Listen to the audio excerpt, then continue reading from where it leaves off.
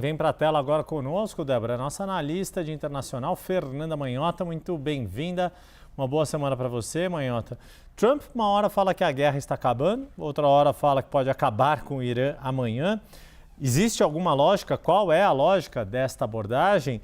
E como tem sido difícil separar o que é ruído de informação no atual contexto desta guerra, né? Boa tarde mais uma vez, bem-vinda. Boa tarde, Yuri, Débora, a todos que nos acompanham aqui no 360. Yuri, a palavra-chave foi uma que a Mari usou agora algumas vezes na entrada dela, que é a palavra impasse. Essa é a melhor definição do que hoje caracteriza a política dos Estados Unidos para o Irã. E eu digo impasse, Yuri, porque justamente a lógica que parece vigorar é a lógica de gerenciar no curtíssimo prazo os efeitos imediatos que esse conflito tem trazido, tem prolongado do ponto de vista político.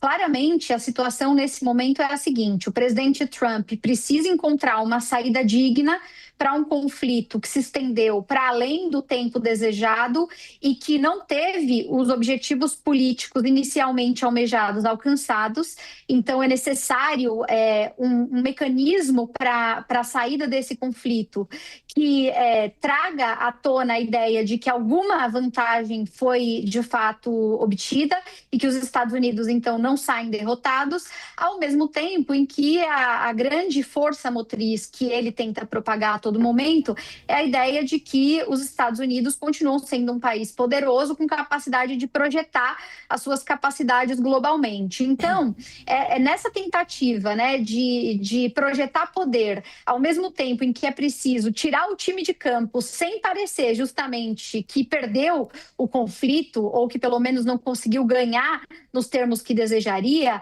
é que o impasse se estabelece. E eu diria isso, Yuri, pelo seguinte: o presidente Trump tem colhido uma série de efeitos colaterais desse conflito do ponto de vista político interno, e é esse o elemento que recalcula a rota e altera de maneira, eu diria, muito sintomática essa narrativa a cada minuto. Por isso a sensação de vai e vem, de mudança de posição a toda hora. O presidente Trump está enfrentando uma baixa de popularidade, e isso tem a ver com o fato de que, embora muitos americanos vejam o Irã como uma ameaça, eles não necessariamente entendem que a saída militar deveria ser a prioritária nesse momento. Somado a isso, a gente tem uma base republicana mais convencional, que acabou se descolando do grupo MAGA mais ideológico e esvaziou, de certa maneira, essa base do MAGA, no sentido de que agora há ressalvas em relação ao prolongamento desse conflito e até a uma nova fase em que ele possa ganhar contornos de uma versão de ocupação territorial, né, ainda que circunscrita. E aí, somando a tudo isso, a gente tem os efeitos colaterais do ponto de vista econômico, claro, que o Estreito de Hormuz, especialmente, mas não apenas, está causando em termos de pressão inflacionária, as pressões geopolíticas regionais dos aliados, que estão a todo momento tentando contornar essa situação para além do próprio impasse com a OTAN, e no topo de tudo isso, Yuri, a classe militar dos Estados Unidos, que está muito insatisfeita com a forma como isso está sendo conduzido. Quer dizer, a gente assistiu na última semana, sobretudo nos últimos dias da semana passada, uma demissão em massa que aconteceu ali no Pentágono de grandes figuras, né, do estamento militar norte-americano, que ou saíram por vontade própria, como a gente já vinha noticiando, porque estavam insatisfeitos com o encaminhamento desse conflito, ou foram substituídos, demitidos sumariamente, porque não estavam dispostos a dar os passos que a administração entendia serem os mais razoáveis.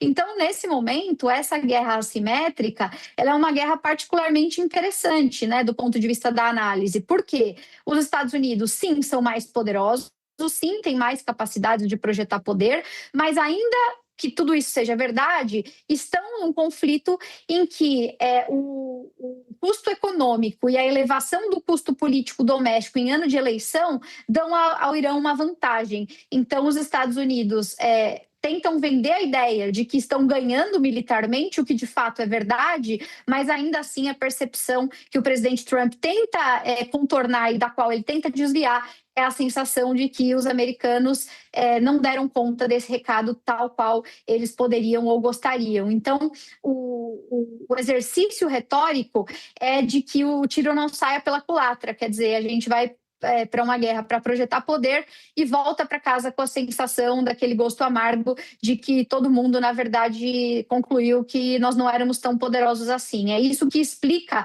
essa dobrada de aposta do presidente Trump nesse momento. Ele, inclusive, que atua nessa imprevisibilidade como parte de uma estratégia negocial já em outras ocasiões também, Yuri e Débora.